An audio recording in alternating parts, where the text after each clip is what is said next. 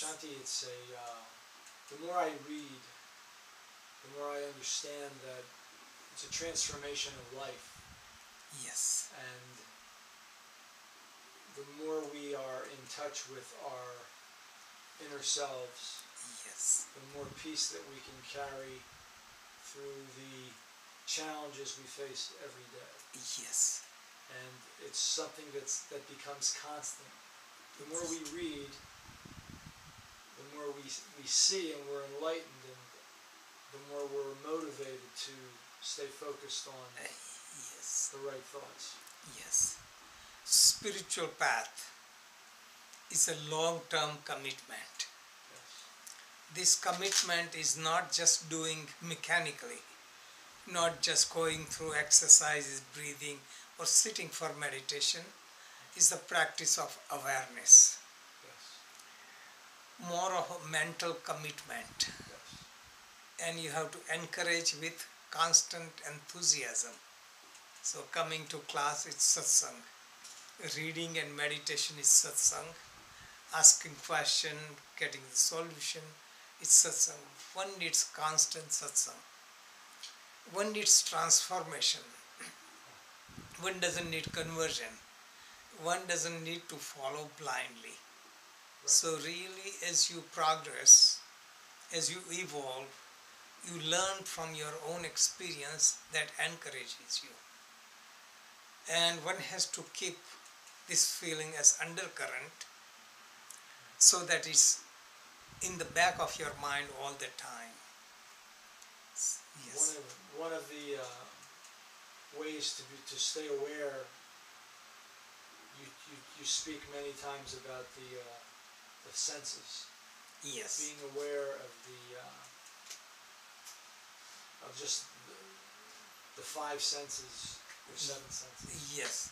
Where it's your sight, what we see, yes. what we hear. Yes. So five senses produce stimulation. Five senses are exposed to the world. Each one reacts with sense objects and scatters your energy. Five senses and six senses is the mind. So all six of them together goes outward and then chain reaction, and that scatters energy. So one has to withdraw the senses. They describe in Bhagavad Gita like a tortoise. Tortoise has hard shell, but he uses his limbs only when he needs it. 4 legs, head and tail.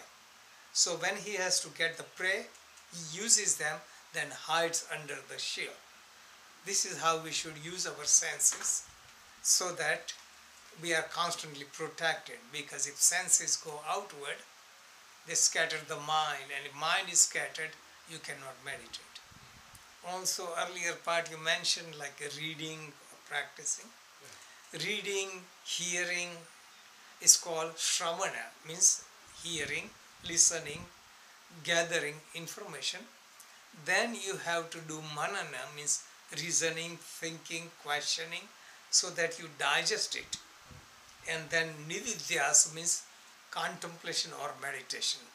So through hearing, reasoning and contemplation you digest it and you apply in your life, so it becomes your personal experience.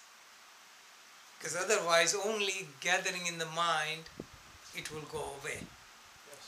It is not borrowed from someone, it has to apply to ourselves. So we have to think for ourselves and apply in our own life. And you just said it, applying it. So we learn, we read, we meditate, and then we apply it to our everyday life. And by applying, we become more proficient. Yes. Just like lifting weight, you start lifting only 50 pounds and 60, you build up. So we try out this principle in a simple situation, then trying situation. Yes. So when you can apply it in the middle of turmoil of activities, yes. then you have mastered it. And that also gives indication that you have evolved.